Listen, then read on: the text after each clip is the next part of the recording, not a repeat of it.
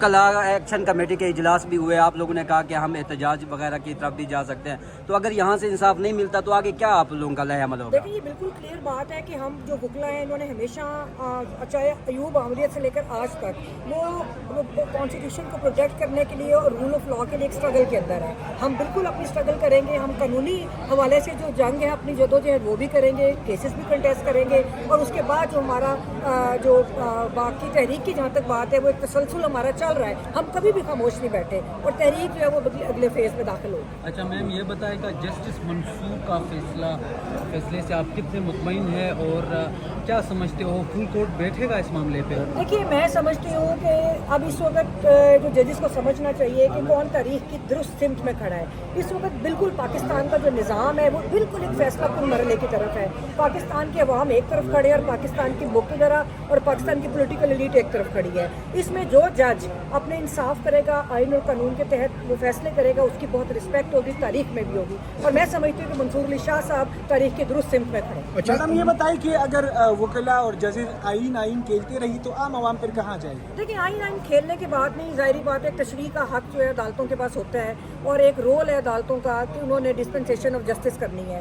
ہم یہ سمجھتے ہیں کہ ان کو بالکل اپنا جو رول ہے، جو ان کا آئینی رول ہے، اس کو ادا کرنا چاہیے اور کسی بھی کسی کی قوت کے تابع نہیں، صرف آئین اور قانون کے مطابق فیصلے کرنے چاہیے. یہ بھی بتائیے گا کہ وکلا تحریک ہم آج سے سال ہو گیا سنتے آ رہے ہیں کہ ہو رہی ہے. آپ نہیں سمجھتی کہ آپ اس کو ڈیلے کر کے ڈسکریڈٹ کرنے کی کوشش کر رہی ہیں؟ عوام کا اعتماد ختم ہوتا جا رہا ہے آپ کی اس وکلا تحریک سے. دیکھیے جی بات یہ ہے کہ پہلی بات تو یہ کہ جو تحریک ہے وکلا کی وہ بالکل چل رہی ہے. کسی بھی ایشو کے اوپر ہم لوگ نہ پیچھے ہٹے ہیں، نہ ہم نے کمپرومائز کیا ہے، نہ ہم نے سمجھوتا کیا ہے. اور جو پروفیشنل گروپ ہے اور جو جنرلی پاکستان بھر کے وکلا صاحبان ہیں وہ کھڑے ہیں. دوسری بات یہ ہے کہ تحریکیں جو ہوتی ہیں وہ ایک دن میں نہیں چلتی، ان کو کچھ ٹائم بھی لگتا ہے. ہم لوگ ذہن سازی جو ہوتی ہے وہ بڑا بنیادی چیز ہوتی ہے کہ آپ اپنی بات کریں اور آپ پبلک تک اپنا میسج پہنچائیں. ہم وہ اسٹرگل کر رہے ہیں جب پبلک کو بھی کھڑا ہونا ہے، پولیٹیکل پارٹیز کو کھڑا ہونا ہے. اور میں سمجھتی ہوں کہ پاکستان کے تمام طبقات جن میں دانشور طبقات بھی ہیں ان کو آئین کی پروٹیکشن اور جبر کے خلاف ان کو کھڑا ہونا پڑے گا. تحریک صرف ایک یا دو سیگمنٹس سوسائٹی کے چلاتے ہیں، اس میں پوری سوسائٹی کی شمولیت ہوتی ہے اور جب پوری سوسائٹی شامل ہوگی تو یہ تحریک آگے بڑھے گی. یہ نہ بھولیے کہ تحریک چل رہی ہے. منصور صاحب انہوں نے پٹیشن کی تھی، انہوں نے معطل کرنے کے نوٹسز کر دیے جو صدر صاحب ہیں. لیکن پورے ملک کے جو جورسٹ ہیں آج آپ نے دیکھا کہ وہ اکٹھے ہوئے اور انہوں نے جو کانسٹیٹیوشن امینڈمنٹ ہے اس کو دو بیسک گراؤنڈس کے اوپر چیلنج کیا. سب سے پہلے یہ کہ جو کانسٹیٹیوشن امینڈمنٹ ہے وہ basic structure of the constitution کے خلاف ہے.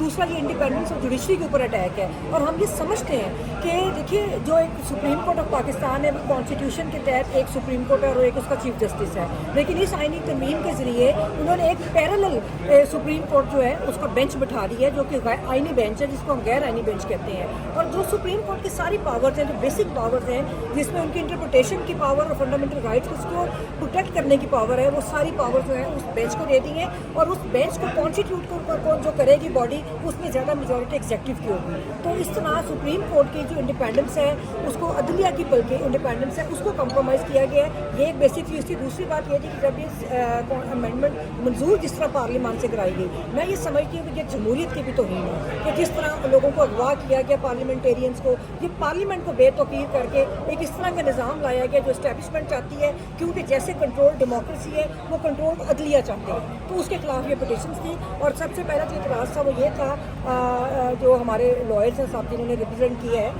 کہ ان کا سب سے پہلا اعتراض یہ تھا کہ یہ جو بینچ ہے یہ سن نہیں سکتا. ایک کانفلکٹ آف انٹرسٹ بھی آتا ہے کیونکہ یہ کریشن ہے اسی امینڈمنٹ کے جس کو ہم نے چیلنج کیا ہے. تو اینی ہاؤ فل بینچ کو بنوانے کی طرف جو نوٹسز ہیں وہ جاری ہوئے ہیں مین پٹیشن کے اوپر بھی، اور دوسرا چیف جسٹس کو ہوپ فلی وہ کیس جو ہے